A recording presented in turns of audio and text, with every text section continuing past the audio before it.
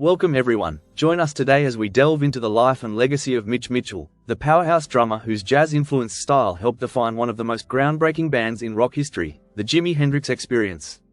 So let's dive in. Mitch Mitchell, born John Graham Mitchell, on the 9th of July 1946, in Ealing, Middlesex, England. Born to Phyllis and Thomas Mitchell, Mitch developed a strong creative streak early in life. He dabbled in various forms of performance, showing an early flair for the arts.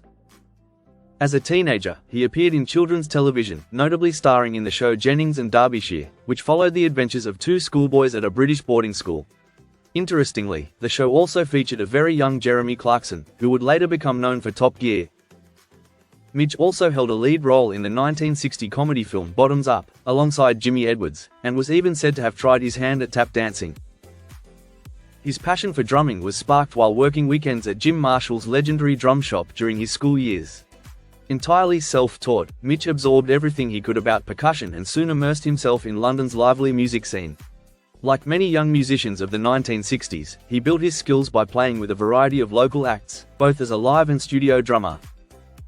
His early career included stints with bands like Pete Nelson and the Travelers, Frankie Reed and the Casuals, Johnny Harris and the Shades, Bill Knight and the Scepters, and the Riot Squad. He even briefly filled in for The Who, during their transition from original drummer Doug Sandham to Keith Moon, and also substituted for Viv Prince in The Pretty Things. Mitch was part of the tight-knit drumming community that revolved around Drum City, Ivor Arbiter's famed shop on Shaftesbury Avenue, where up-and-coming players would gather to talk technique and trade stories. Among drummers, his chief influences were Elvin Jones and Tony Williams. Mitch's relentless drive to play with as many groups as possible helped forge the versatile, jazz-influenced style that would soon place him on a global stage. From December 1965 to October 1966, Mitch spent nearly a year drumming with Georgie Fame's Blue Flames, a period that proved influential in shaping his distinctive style.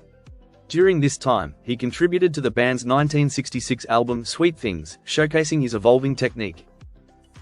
Mitch had a strong admiration for jazz drummer Ronnie Stevenson, whose influence could be seen not only in his playing but in his physical presence behind the kit, with the determined set of his jaw and the energetic, cymbal-heavy approach mirrored his idol's style. However, working with Georgie Fame, who preferred tight, controlled arrangements, often required Mitch to restrain those jazz-driven impulses. Fame expected a more disciplined rhythm, especially during live performances, and regularly steered Mitch toward keeping a steady hi-hat pattern instead of crashing around on the cymbals. Despite these constraints, the experience gave Mitch a strong foundation in timing and dynamics, helping to balance his natural flair with the precision needed for more structured compositions. This balance would later become a hallmark of his powerful yet fluid drumming. Shortly after leaving Georgie Fame's Blue Flames, Mitch found himself stepping into what would become the most defining chapter of his career. Around the same time, former Animals bassist Chas Chandler had discovered Jimi Hendrix performing in a New York club and brought him to London to launch his career. In October 1966, auditions were held to form Hendrix's band, and Mitch, competing with many other drummers including Ainsley Dunbar, landed the position, reportedly thanks to a coin toss. What set Mitch apart was his energetic, jazz-influenced playing, which complemented Hendrix's revolutionary guitar style in a way no one had quite heard before. Their chemistry was immediate. The Jimi Hendrix Experience held their first rehearsal on October 6, 1966, and wasted no time heading out on a brief tour of France with Johnny Hallyday. It was during this run that they first played Hey Joe, which became their breakthrough hit upon release just 2 months later. Soon after, the band signed with Track Records, the newly founded label of The Who's managers, Chris Stamp and Kit Lambert, and dropped the now iconic single, Purple Haze, just ahead of a UK tour. Having come from a jazz background, Mitch brought a sophisticated rhythmic approach influenced by legends like Joe Morello, Elvin Jones, and Max Roach. While Hendrix's talent stunned American audiences more gradually, the reaction in London was immediate. Rock luminaries such as Pete Townsend, Jeff Beck, Jimmy Page, and John Lennon turned out to witness the trio live, while Eric Clapton was so overwhelmed by Hendrix's playing that he reportedly considered quitting guitar. Hendrix's revolutionary style reshaped the boundaries of rock, but he was fortunate to have found equally adaptable bandmates in Mitch and bassist Noel Redding.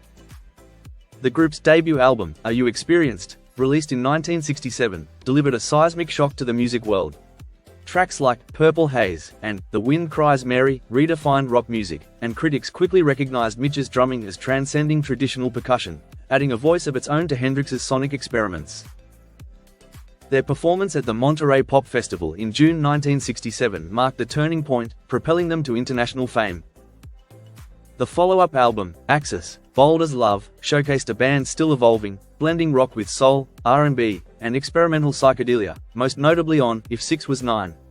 By the time Electric Ladyland arrived in 1968, Hendrix was pushing the trio format to its creative limits, using studio wizardry to go beyond what free musicians could achieve live.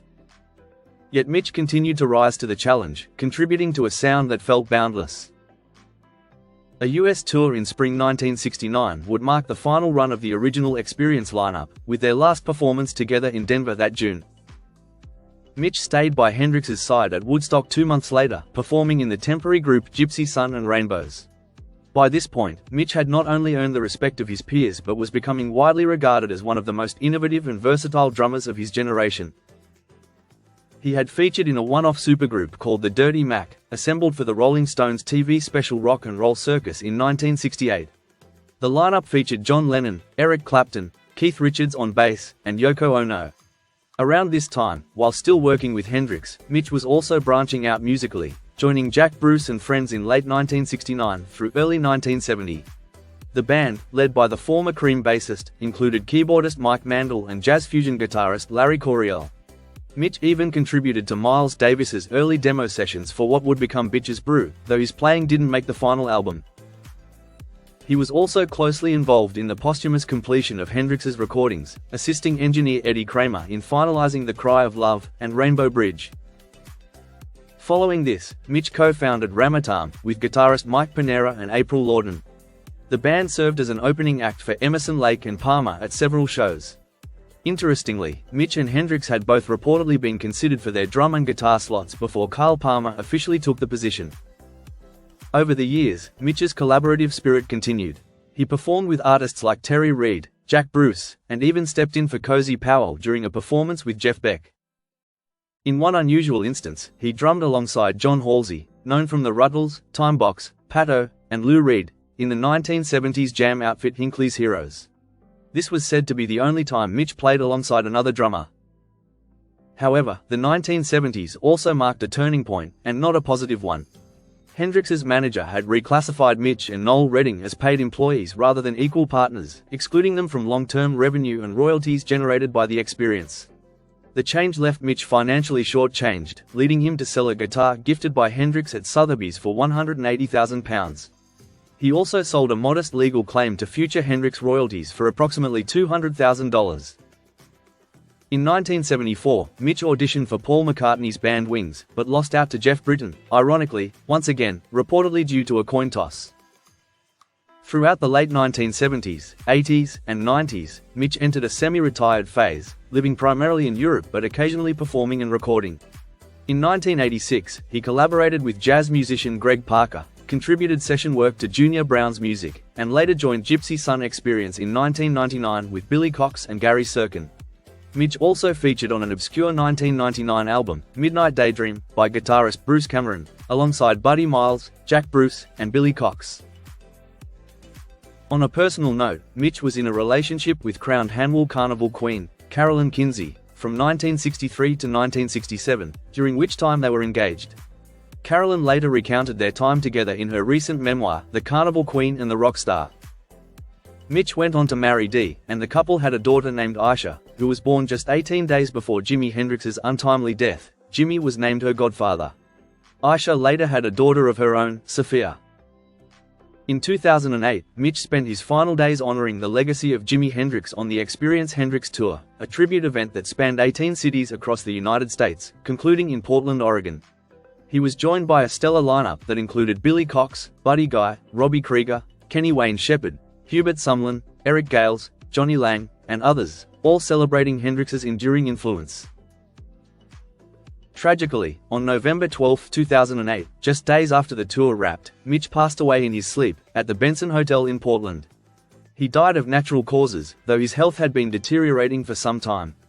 Mitch had struggled with an immune system disorder and cancer, and in the years leading up to his death, particularly in 2007 and 2008, he experienced severe fatigue. He had also endured long-term complications related to alcohol. Despite his health challenges, Mitch Mitchell's impact on drumming remained widely recognized. In 2005, Rolling Stone ranked him the 23rd greatest drummer of all time, and in 2009, he was posthumously inducted into the Modern Drummer Hall of Fame. In a 2016 update of Rolling Stone's Greatest Drummers list, he climbed even higher, earning the number 8 spot out of 100. And there you have it. Though Mitch Mitchell is no longer here, his contribution to rock and psychedelic music remains immortal. As the last surviving member of the original Experience, he carried the spirit of the band until the end and will always be remembered for his drumming expertise. Thank you for watching. Don't forget to like and subscribe for more videos on your favorite artists, just like this. Take care and bye for now.